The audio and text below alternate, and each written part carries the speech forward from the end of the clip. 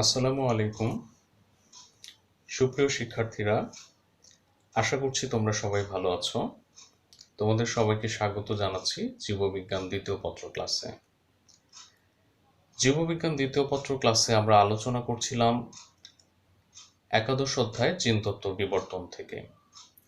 পূর্বের ক্লাসগুলোতে আমরা মেন্ডেলের প্রথম সূত্র এবং দ্বিতীয় সূত্র নিয়ে আলোচনা করেছি এবং প্রথম সূত্র এবং দ্বিতীয় সূত্রের ব্যতিক্রম সমূহ নিয়ে আলোচনা করেছি।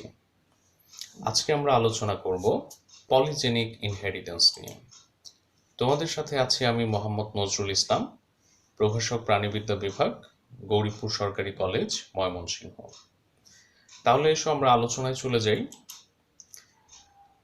প্রথমে আমরা দেখব যে পলিজেনিক ইনহেরিটেন্স বলতে কি বোঝায়। যদি ভিন্ন ভিন্ন লোকাসে অবস্থানকারী নন এলিলিক একাধিক জিনের একটি গ্রুপ সম্মিলিতভাবে একটি পরিমাণগত বৈশিষ্ট্য নিয়ন্ত্রণ করে, তখন সেই জিন গ্রুপকে পলিজিন বলে। পলিজিন নিয়ন্ত্রিত পরিমাণগত বৈশিষ্ট্যের বংশগতিকে আমরা বলি পলিজেনিক ইনহেরিটেন্স। কে ম্যাথার নামক একজন বিজ্ঞানী 1954 সালে সর্বপ্রথম এই পলিজিন নামকরণ করেন এবং এই পলিজেনিক ইনহেরিটেন্সের বৈশিষ্ট্যগুলো বা বংশগতি লক্ষ্য করা যায় মানুষের উচ্চতা, মানুষের গায়ের রং, মানুষের চোখের রং ইত্যাদি বিভিন্ন ক্ষেত্রে।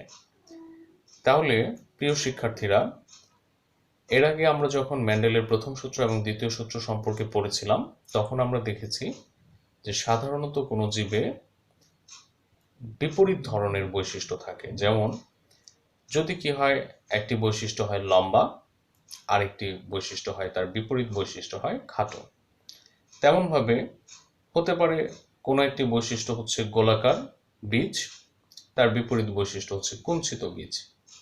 তাহলে আমরা দেখেছি যে সব ক্ষেত্রে দুটি বিপরীত বৈশিষ্ট্য ছিল, কিন্তু দুটি বিপরীত বৈশিষ্ট্যের মাঝামাঝি বৈশিষ্ট্য আমরা লক্ষ্য করিনি।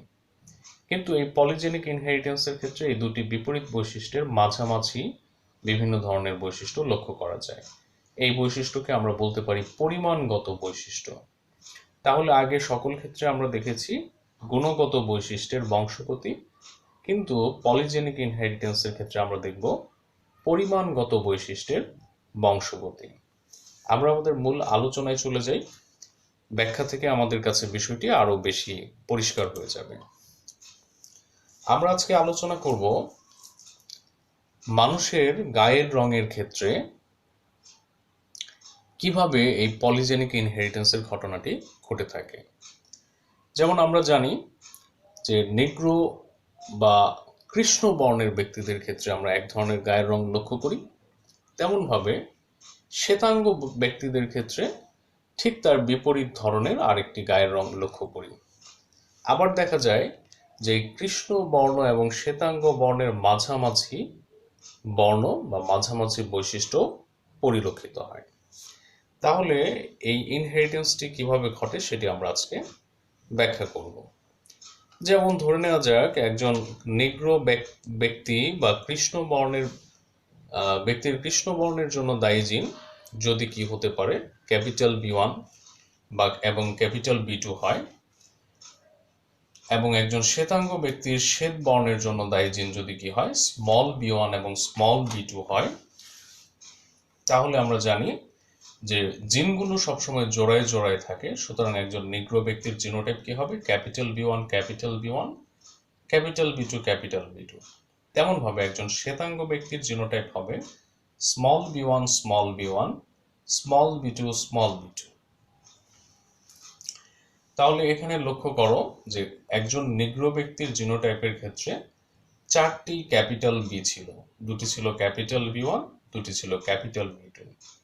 তেমনভাবে একজন শ্বেতাঙ্গ ব্যক্তির জিনোটাইপের ক্ষেত্রে চারটি স্মল বি আছে, কিন্তু কোনো ক্যাপিটাল বি নেই। আগের প্রত্যেকটি ক্ষেত্রে আমরা দেখেছি যে সকল ক্ষেত্রে একটি প্রকট জিন ছিল এবং একটি প্রচ্ছন্ন জিন ছিল, এবং প্রকট জিনটি সবসময় প্রচ্ছন্ন জিনের উপর নিজের বৈশিষ্ট্যটি প্রকাশ করত। কিন্তু এই পলিজেনিক ইনহেরিটেন্সের ক্ষেত্রে তোমরা দেখবে যে এখানে কোনো জিনই প্রকট বা প্রচ্ছন্ন নয়, বরঞ্চ প্রত্যেকটা জিনই পৃথক পৃথকভাবে বা স্বতন্ত্রভাবে তার বৈশিষ্ট্যের পরিস্ফুটন ঘটায়। তাহলে আমরা পলিজেনিক ইনহেরিটেন্সের ক্ষেত্রে যেমন এখানে যেমন দেখছি যে 4টি ক্যাপিটাল বি ছিল এবং তার গায়ের রং ছিল কেমন, সে ছিল কৃষ্ণ বর্ণের বা নিগ্রো ব্যক্তি। তাহলে যখন আমরা দেখব এমন একইভাবে 4টি ক্যাপিটাল বি একই সঙ্গে থাকছে, তখন তার গায়ের রং হয় কৃষ্ণ বর্ণের বা সে হয় নিগ্রো। এখন যদি 4টি ক্যাপিটাল বি এর জায়গায় 3টি ক্যাপিটাল বি থাকে এবং একটি স্মল বি থাকে, তখন সেই ক্ষেত্রে এই কৃষ্ণ বর্ণ কিছুটা প্রশমিত হয় এবং তার গায়ের রং হয় গাঢ় বর্ণের, অর্থাৎ নিগ্রোদের মতো কৃষ্ণ বর্ণের চেয়ে একটু হালকা হয় এবং গায়ের রং হয় গাঢ় বর্ণের। আর যদি 3টি ক্যাপিটাল বি এর পরিবর্তে 2টি ক্যাপিটাল বি থাকে এবং 2টি স্মল বি থাকে, তখন সেই কৃষ্ণ বর্ণটি আরো প্রশমিত হয় এবং তার গায়ের রংটি হয় মাঝারি বর্ণের বা মিউলেটো, অর্থাৎ সে কৃষ্ণ এবং শ্বেতাঙ্গ এই দুটি বৈশিষ্ট্যের মাঝামাঝি বৈশিষ্ট্য থাকে, যেটাকে আমরা কি বলছি, মিউলেটো বা মাঝারি বর্ণ। আবার যদি দেখা যায় যে 2টি ক্যাপিটাল বি এর পরিবর্তে শুধুমাত্র একটি ক্যাপিটাল বি থাকে আর 3টি স্মল বি থাকে, সেই ক্ষেত্রে তার গায়ের রং হয় হালকা বর্ণের, অর্থাৎ তার গায়ের রঙে শ্বেত বৈশিষ্ট্যটি বেশি প্রকাশ পায় এবং শ্বেতাঙ্গদের কাছাকাছি হয়, যেটাকে আমরা হালকা বর্ণ বলছি। আর যদি কি হয় 4টি স্মল বি থাকে, কোনো ক্যাপিটাল বি না থাকে, তাহলে তার গায়ের রং হয় শ্বেত বর্ণ বা শ্বেতাঙ্গ। তাহলে এখানে দেখা যাচ্ছে কি যে ক্যাপিটাল বি এর সংখ্যা যত বাড়ছে তত বেশি কৃষ্ণ বর্ণ হচ্ছে, ক্যাপিটাল বি এর সংখ্যা যত কমছে এবং স্মল বি এর সংখ্যা যত বাড়ছে ততই কি হচ্ছে, শ্বেত বৈশিষ্ট্য বেশি প্রকাশ পাচ্ছে। তাহলে আমরা জানি যে মানুষের গায়ের রঙের জন্য এক ধরনের রঞ্জক পদার্থ থাকে, যেটাকে আমরা বলি মেলানিন। এই মেলানিন নামক রঞ্জকের উপস্থিতি যাদের গায়ের বেশি পরিমাণে থাকে, তার গায়ের রংটা তত বেশি কৃষ্ণ বর্ণের হয়, আর যাদের গায়ে মেলানিনের উপস্থিতি খুবই কম, তাদের গায়ের রং কি হতে থাকে, তত বেশি শ্বেত বর্ণের হতে থাকে। আচ্ছা, চলো আমরা এবার হচ্ছে পলিজেনিক ইনহেরিটেন্সের বা বংশগতির ফলাফল কিভাবে F1 এবং F2 জনতে আমরা পেতে পারি সেগুলো সম্পর্কে আলোচনা করব। তাহলে যদি আমরা কি করি যে আমাদের প্যারেন্টস নির্বাচন করি এমন যে একটি প্যারেন্টস সে যদি কি হয়, নিগ্রো হয়, তাহলে তার ক্ষেত্রে তার জিনোটাইপ আমরা দেখেছি capital B one capital B one capital B two capital B two. তার সঙ্গে যদি আমরা একজন শ্বেতাঙ্গ ব্যক্তি যার জিনোটাইপ কি ছিল small B one small B one small B two small B two, এই দুইজনের ক্রস ঘটাই, তাহলে আমরা F1 এর ক্ষেত্রে আমরা দেখব যে প্রথমে আমরা গ্যামেট পাবো, প্রথম ব্যক্তির কাছ থেকে গ্যামেট পাবো দুই ধরনের, capital B one capital B two capital B one capital B2, একই ধরনের দুটি গ্যামেট পাবো। তাহলে প্রথম ব্যক্তির ক্ষেত্রে আমরা গ্যামেট পাচ্ছি শুধুমাত্র ক্যাপিটাল বি1 ক্যাপিটাল বি2, তেমন ভাবে শ্বেতাঙ্গ ব্যক্তির ক্ষেত্রেও একই ধরনের গ্যামেট পাবো স্মল বি1 স্মল বি2, এখানেও আমরা পাচ্ছি স্মল বি1 স্মল বি2। তাহলে এখান থেকে capital B one capital B two small B one small B2 এর সাথে মিলিত হয়ে F1 এর যে সন্তানগুলো বা যে বংশধরগুলো আমরা পাচ্ছি সেগুলো কি হচ্ছে, capital B one small B one capital B two small B two. তাহলে সবগুলো বংশধরই হচ্ছে capital B one small B one capital B two small B two. তাহলে এখানে তোমরা লক্ষ্য করবে যে এখানে দুটি ক্যাপিটাল বি রয়েছে, একটি ক্যাপিটাল বি1 একটি ক্যাপিটাল বি2, আবার দুটি স্মল বি রয়েছে, একটি স্মল বি1 একটি স্মল বি2। তাহলে যেহেতু এখানে ক্যাপিটাল বি দুটি রয়েছে, স্মল বি দুটি রয়েছে, অর্থাৎ তাদের সকলেই কি হয়ে যাবে, মিউলেটো বা মাঝারি বর্ণের হয়ে যাবে, অর্থাৎ এখানে নিগ্রো এবং শ্বেতাঙ্গ এই দুটি বৈশিষ্ট্যের মাঝামাঝি বৈশিষ্ট্য বা মিউলেটো বৈশিষ্ট্য প্রকাশ পাবে। তাহলে আমরা দেখছি যে একজন নিগ্রো ব্যক্তির সঙ্গে একজন শ্বেতাঙ্গ ব্যক্তির ক্রস ঘটালে F1 বা প্রথম বংশধরে সকল বংশধরই কি হয়, মিউলেটো বা মাঝারি বর্ণের। তাহলে এবার আমরা দেখব যে এই যে F1 থেকে প্রাপ্ত মিউলেটো বা মাঝারি বর্ণের বংশধরদের মধ্যে যদি আমরা ক্রস ঘটাই, তাহলে আমরা দ্বিতীয় প্রজন্ম বা F2 তে কি ধরনের ফলাফল পেতে পারি। তাহলে এখান থেকে আমরা গ্যামেট পাবো কয় ধরনের, প্রথমে হচ্ছে ক্যাপিটাল বি1 যাবে ক্যাপিটাল বি2 সাথে, সেই ক্ষেত্রে আমরা পাবো ক্যাপিটাল বি1 ক্যাপিটাল বি2, তারপর আমরা পাবো ক্যাপিটাল বি1 স্মল বি2, তারপর আমরা পাবো স্মল বি1 ক্যাপিটাল বি2, তারপর পাবো স্মল বি1 স্মল বি2। তাহলে এখানে পুং গ্যামেটও পাচ্ছি 4 ধরনের, স্ত্রী গ্যামেটও পাচ্ছি 4 ধরনের, capital B one capital B two capital B one small B two small B one capital B two small B one small B two.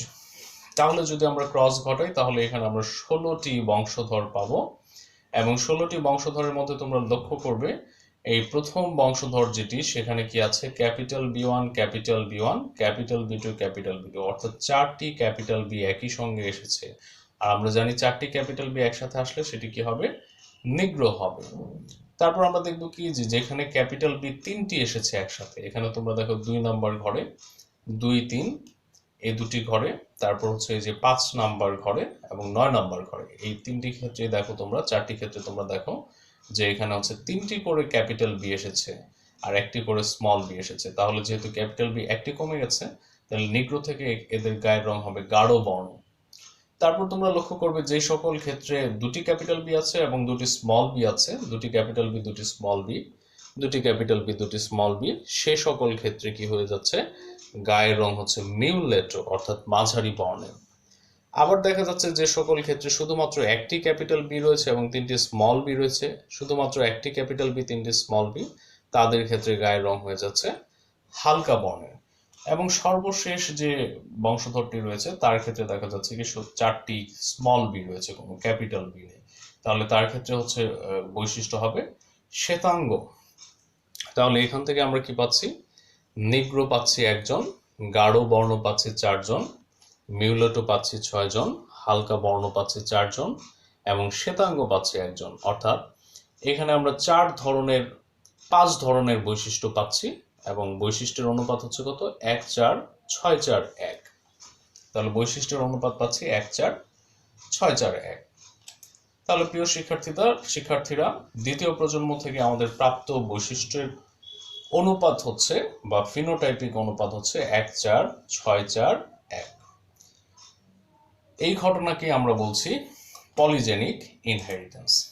তাহলে সুপ্রিয় শিক্ষার্থীরা আমরা একটি ব্যতিক্রম ঘটনা দেখলাম যে ক্ষেত্রে আমরা গুণগত বৈশিষ্ট্যের পরিবর্তে পরিমাণগত বৈশিষ্ট্যের বংশগতি লক্ষ্য করলাম, যেটিকে আমরা বলেছি পলিজেনিক ইনহেরিটেন্স। তাহলে আজকে এ পর্যন্তই থাকবে। তোমরা সবাই ভালো থাকো, সুস্থ নিরাপদ থাকো। তোমাদের সবাইকে আবারও শুভেচ্ছা জানিয়ে শেষ করছি। আল্লাহ হাফেজ।